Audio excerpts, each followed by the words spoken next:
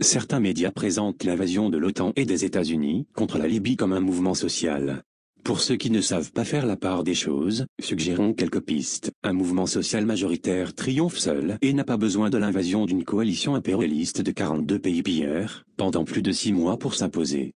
Un mouvement social est composé de gens faits de chair et de sang, et non de victimes imaginaires de soi-disant bombardements non confirmés par les journalistes de Télésur, ni par les satellites russes, ni par ceux du Pentagone.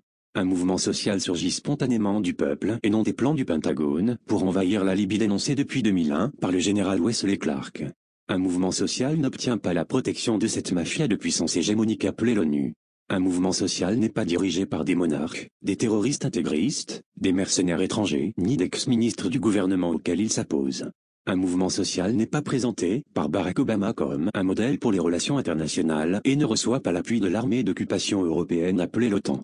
Un mouvement social ne commence pas par assassiner son propre chef, comme l'a fait le CNT avec son premier président, Abdel Youni. Un mouvement social ne dispose pas de porte-avions, de navires de guerre, de bombardiers, de missiles téléguidés, d'hélicoptères de combat et d'avions sans pilote. Un mouvement social n'applique pas à ses compatriotes la stratégie de bombardement terroriste de la population civile inaugurée par la Luftwaffe nazie contre la ville de Guernica. Un mouvement social ne répète pas ce massacre à 20 000 reprises lors de missions aériennes contre son propre pays. Un mouvement social ne bombarde pas systématiquement les hôpitaux, les aqueducs, les écoles, les quartiers résidentiels et les moyens de communication. Un mouvement social ne séquestre pas des journalistes indépendants ni ne les expulse pour les empêcher de témoigner sur ce qui se passe.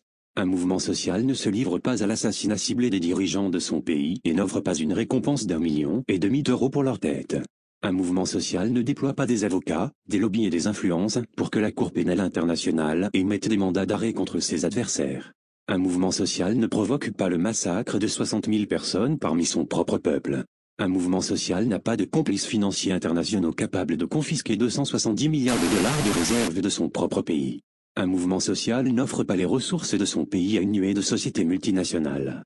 Un mouvement social n'est jamais appuyé inconditionnellement par les monopoles et multinationales de l'information. Un mouvement social ne dispose pas de caméramens, de scénaristes, de maquilleurs, d'acteurs, de costumiers et de metteurs en scène pour filmer au Qatar de fausses scènes de victoire. Un mouvement social ne détruit pas et ne saccage pas les sièges diplomatiques des pays amis. Un mouvement social ne tue pas systématiquement des compatriotes parce qu'ils ont le peau noire, comme le font les forces du CNT. Un mouvement social n'est pas dirigé par Berlusconi, Sarkozy, Cameron, Merkel et Rasmussen. Un mouvement social n'est pas reconnu prématurément comme gouvernement par les puissances impérialistes avant même d'avoir obtenu le contrôle de tout le territoire. S'il est facile de distinguer une invasion de l'OTAN d'un mouvement social, il est encore plus facile de distinguer un imbécile d'une canaille. L'imbécile ignore les faits énumérés plus haut.